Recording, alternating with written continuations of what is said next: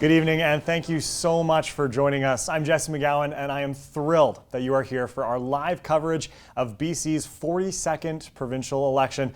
The polls are officially closed as of 8 o'clock, and that means results will start pouring in soon. We have a great night planned ahead with live on-location interviews with our local candidates, expert analysis right here in our studio, as well as up-to-date results from inside the CKPG newsroom. We have so much to get to, but before we get into who's taking the seats in the provincial legislature, we'll take a look back at all that got us here in one of the strangest elections ever. From being called a year early to the fact that we're dealing with a global pandemic right now, the candidates most certainly had to change the way they do politics. Cheryl Jan gets us up to date. The writ dropped on September 21st, launching a snap election, but it certainly hasn't felt like an election. Elections are supposed to be like going to Disneyland if it were open for political scientists, and as well they're a time when citizenry get really educated on how our political system works. But being it's more of a sleeper, people are focused on other issues. It hasn't just galvanized our attention at the coffee shops and in the break rooms. Laura Parent is a newbie as a candidate, though she has been part of past elections. My expectations going into this one were a little bit different than I think campaigns in the past. I've been on a few campaigns, so I kind of had an idea of what a campaign looks like, but a COVID campaign is a whole new ballgame. Shirley Bond is a veteran of the campaign trail and recounts what she's been hearing. Most British Columbians didn't want an election. They didn't expect an election. And so it's been very difficult trying to engage with constituents when in fact, they're concerned about their jobs, their families, and the highest priority is their health. And you throw into the mix COVID-19, which has changed the electoral landscape. You don't get to have big rallies, and you don't get to have large groups of people to connect with. So we've had to find new ways through social media, through traditional media, using new techniques to try to get attention. Having worked previous campaigns, Parent, as a candidate, says you need to be ready for any and all surprises. There always is on the campaign, small little things and things that you don't think are going to be news headlines are, particularly around the province. I didn't expect to be dealing with questions about eugenics, for example. Jason Morris says BC's population has risen by 5% since the last election, so that already adds to the workload for Elections BC. And the sheer number of mail-in ballots is another issue. Last election in 2017, over 90% of the ballots were counted and figured out on election night. Now if we got advanced polling and all these mail-in ballots, we may be waiting much later past bedtime to see what happens. Ballots from advance polls are counted the same day as regular ballots, but Elections BC does not start counting the mail-in ballots until at least 13 days later, as a preventative measure against people trying to vote twice. But the sheer volume of mail-in ballots may require an extension of that 13-day period. Cheryl Jan, CKPG News. So yes, Cheryl Jan mentions those mail-in ballots, one of the things that we're going to have to talk about tonight. But as I mentioned, some in-studio expert analysis, and that's going to come from the guy to my left here, Chris Beach, a CNC political scientist, instructor, obviously the guy that we have tapped several times throughout this provincial campaign to give us the lowdown, to give us the analysis on everything going on. Chris, thank you very much for being here today. I'm also a former mayor of Burns Lake, so obviously no shortage of some political experience that you bring. How you doing? Good. Yeah, thank you for having me. Yeah, of course, we're thrilled to have your analysis. So let's talk about this provincial election. So like UNBC's Jason Morris said there, it's kind of like going to Disneyland. It's like Christmas came a year early for political scientists and just all of the election nuts here in our province. What did you think of the last month? Yeah, it's definitely been a different kind of election. Premier Corrigan called it early. It was kind of a coalition minority government already, and in the middle of a 100-year pandemic that happens every century, here we are having a BC provincial election. For nearly 20 years, the Prince George Valemount riding, formerly Prince George Mount Robson, has been dominated by BC Liberal Shirley Bond. But this year could mark the start of changing of the guard, as a youth movement of sorts is rising up against the veteran MLA.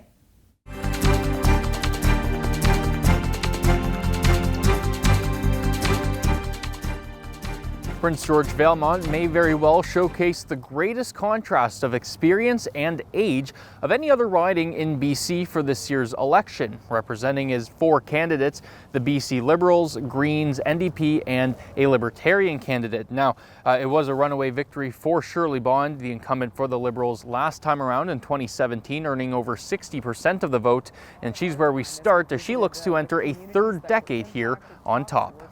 Bond was first elected as MLA for the Prince George Mount Robson riding in 2001 before being re-elected in 2005.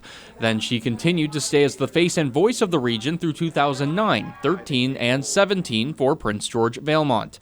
Her experience in the ministry is extensive, working under the Jobs, Tourism, Education, and Health Services banners, among others, as well as Deputy Premier. She's also served on various boards and committees at the provincial level and is currently on the Select Standing Committee on Public Accounts and the official opposition's finance co-critic. Her message is the same as many during a snap election: exercise your right to vote. Whoever their choice is on October the 24th, we need people to get out and to vote. And you know, there's that famous saying, democracy is not a spectator sport. So let's hope people get out and take advantage of casting their ballot. Shifting from experience to exuberance, young people in politics, and specifically young women in politics in this riding, will be the story regardless of results. 2 UMBC students are running for this riding, and we'll start with someone you've most definitely heard of. Mackenzie Kerr's name will once again grace ballots in the region following last year's stint with the federal Green Party vying for the Caribou Prince George riding. In that election, she finished 4th overall with just shy of 10% of the votes. Kerr aims to follow that showing with a stronger return at the polls, continuing to build her resume as a Green mainstay in Prince George politics. She is focusing on a sustainable forest industry, a greener economy, and in her words, doing politics different. I'm connecting with people about forestry and healthcare, and I think that it's incredibly important that we have a sustainable resource economy in the north, and passionate about that, and accountability in government. It really represents a potential to attract younger people to the election that maybe normally wouldn't be interested, wouldn't get involved, wouldn't pay attention. So, in that sense, I think it's a positive thing. Meanwhile, over on the NDP side of things, 21-year-old Laura Parent, who is a political science student at UMBC and also vice chair of the University Senate. Laura Parent was born and raised in Prince George. She runs as the New Democrat candidate after years of work, even at a young age, with the BC NDP. Locals will also recognize her for her involvement with the Prince George Scouts for 17 years, on top of her continued commitments at the University of Northern BC. Speaking of the Hilltop School, Parent is currently enrolled in the political science program and understands through her studies the role her voice can play in government.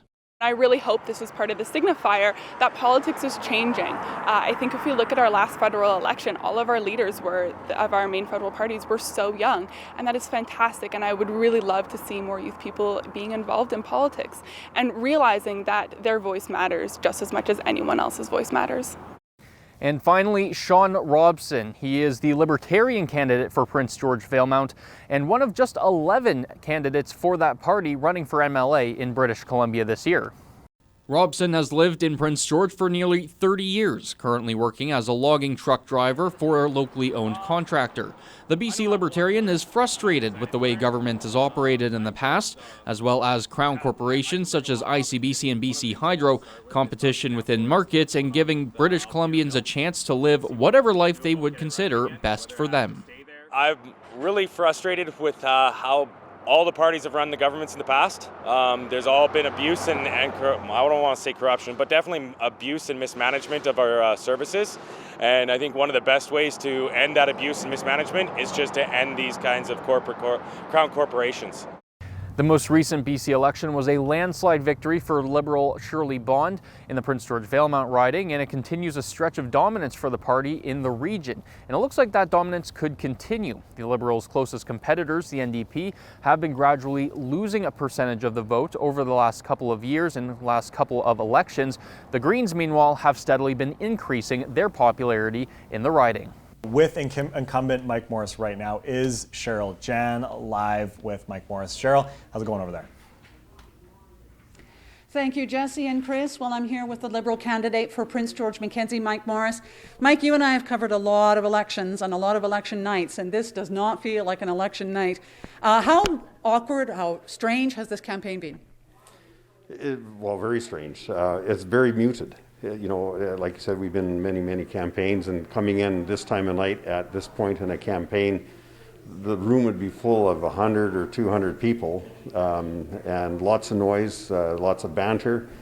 This is quiet. I think we've got maybe 6 or 8 in the other room, and that's all we have here. So it's significantly different. It's been muted right from day one. Very strange.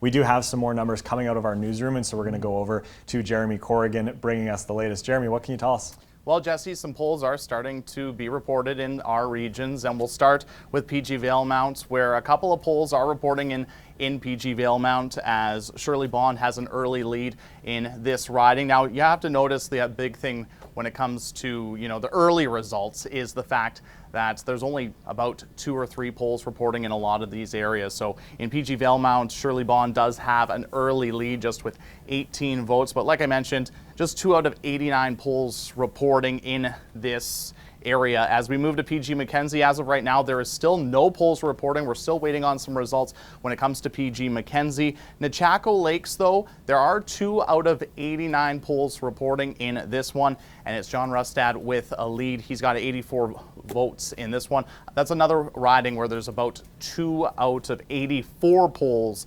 reporting in that one. Right now, we're going to start catching up with some of the candidates who are around town. First, we go live to Ethan Reddy, who's standing by with BC Green Party candidate Mackenzie Kerr. Thanks, Jesse. We are here with Mackenzie Kerr, the Prince George Valemount candidate for the Green Party. Now, you were involved in the federal election. This is your first provincial election. Tell me a little bit about how this campaign went. It was a little bit different for obvious reasons, but how did this go? Well, it went very well, obviously. Yeah, it was different because of COVID. We had to be very careful of how we were reaching people and put us at a bit of disadvantage for everyone being able to reach people. We didn't have a lot of time to do it either. It was a much shorter campaign. So I wish that we had a longer time and it was next year when everything was in order, but we did the best that we could with the time we had. And now you've set quite the scene here. Yeah. Tell me a little bit about your outfit and what you're trying to accomplish here tonight. So I'm promoting slow fashion. We wanted to dress up and have a chance to spend some time with friends and family of our closest. All COVID rules are pertaining and under 50 people, but we wanted an excuse to dress up in our fanciest gowns, and what a better night to celebrate and dress up than in a green dress for the Green Party election night results. I'm here with Prince George Valemount NDP candidate Laura Parent. Laura, thank you so much for taking some time out of your day to chat with us. Now, I do have a couple of questions for you, so I'm going to start here with looking back, what are your thoughts on this campaign? It's been a really crazy campaign. Obviously, a COVID campaign looks way different than what we're all used to and than what we're all familiar with. But it's been really exciting. I have really enjoyed and appreciated the opportunity to get to engage with voters in a little different way than we usually do. So turning more to things like social media and exploring all those different avenues has been fantastic. Perfect. What was it like running during a pandemic? Yeah, there's so many thoughts kind of swirling around in my head. It's hard to kind of put it all down into words what that actually feels like. But I think a little part of you is a little nervous and scary when you're running in a COVID campaign. Obviously, you don't want to put yourself or anyone else or part of your team at risk. But at the same time, you want to get your message out there. You want to engage with voters and you want to interact. We go now to the incumbent MLA, Shirley Bond, the long-standing incumbent for Prince George Valemount. Cheryl Jan has repositioned and is with her. Thank you, Jesse and Chris. Well, I'm here with the Liberal candidate for Prince George Valemount. Shirley, we've done a lot of these. We have. We have. How has this been probably the strangest thing you've ever done, campaign? Well, the fact that we're standing here with masks on to begin with tells us how serious the situation has been in our world and our province. So you can imagine campaigning was very different this time around. No big rallies, much less contact directly with constituents. And that's a challenge, when you're trying to get your message out and talk to people. So I admit I was doing all kinds of things that I had to learn about doing, taking video clips and using social media much more, Facebook Live, all of those things. So a very different campaign in an effort to try to reach out and make sure that constituents could make an informed decision. Is there any kind of silver lining to this campaign this? Honestly, I guess, a chance to reconnect with voters. But to be honest, I've been very clear. I don't think this election was necessary. And I think that, we should be in the legislature as we speak. And because there's going to be such an elongated vote counting process, basically government will be in caretaker mode for a much longer period of time. And I'm concerned about that. So I don't really see a silver lining other than the fact that our team had some fabulous candidates across British Columbia who were willing to step up basically at the spur of the moment. So very proud of the team that we ran, and obviously we'll wait and see what the results are basically 13 days from tonight. The Liberals have 32 and the Green parties have 3. So we're still obviously very early. We're just about an hour away after the polls closing. So those results are still coming in at a rapid pace. A lot of polls still to come in, and the results are early. So we'll have the latest coming up here in a bit. Jesse? All right, thanks a lot, Jeremy. As you could see there, obviously both Liberals winning their ridings currently, the incumbents, but some close races, I think. As you mentioned, that PG Mackenzie one definitely looking a little bit tighter. But let's digest Prince George Valemount a little bit. So obviously taking a look at our different candidates, Shirley Bond, a long-serving incumbent, and I think one thing that really stands out to me is vocal in the legislature. I think she's active on social media, and you start to see a lot of the things that she's doing down in Vancouver. What's some of the main contribution you see from Shirley at what she brings down to Vancouver in Victoria rather in the past years? Well, she's just had so many high-profile cabinet positions. She's such a good representative for not just Prince George, but for the North. And I just know myself as a former mayor and councillor and regional district director, when Northern representatives have an issue, Shirley Bond was always someone that you could reach out to, you could talk to. She would listen to the concerns, and she would try to help you out, down in Victoria and with the government. So I think what you see, with the strong base of support here for her is because of all that kind of work that she's put in over the years. She's just such a good communicator as well, right? And she's not going to pull any punches. She's a very strong personality, and you know where you stand with Shirley, right? So. It looks like we do have a lot more provincial results coming in, and a bit of breaking news to bring you right now. It looks like the early snap election call by the NDP is going to pay off. CKPG, as well as large markets across British Columbia, are now projecting that John Horgan and the BC NDP will form government at this time. Now, we're not sure whether that will be majority or another minority, but it is looking like they will be returning back to office. Premier John Horgan obviously paying off with his call for the snap election, Chris. Yeah, that's right. I mean, he rolled the dice. He took a gamble. He took quite a bit of heat, especially from the opposition parties. But it obviously was a calculated risk on his part. It was a risk, nevertheless. We are now projecting that she will be the MLA, and she is standing by currently with CKPG's Cheryl Jan. There's the two of them right there. Cheryl, take it away. Thank you, Jesse and Chris. Well, I'm back with the Liberal candidate for Prince George Valemount, and it sounds like the MLA, I'm guessing. But how's the mood upstairs? It's actually quiet. We have a very small group, COVID compliant, everyone in masks and socially distanced, so a small group. I think the whole concept of having an election during a pandemic has been very difficult for people. And, so people are still working hard upstairs looking at numbers for our team and a variety of other things, but it's quiet. Yeah. Mm-hmm. How is that different than how it would have been in years past? Well, I certainly can remember ballrooms full of people cheering, literally hundreds of people, and always a highlight. My husband loved election night. He loved it, and he was always, I think, more excited than I was about the night. So in some ways it's fitting, I guess, that it's more quiet this year, but I think that it reflects how we feel about where we're at in the world today. We have a global pandemic. We're still not out of the woods, and we have lots of work to do. So and there's a lot of ballots to be counted. So while I know that there's been a projected NDP majority government, there's a lot of ballots to count yet. Yeah. It's more and more looking like this will be one of your strongest elections. What does that say to you? Well, I'm actually really honored, and I think for me it also reflects the fact that people know how hard I work. And it's not about the numbers on a birth certificate. It's about how you connect with your constituents.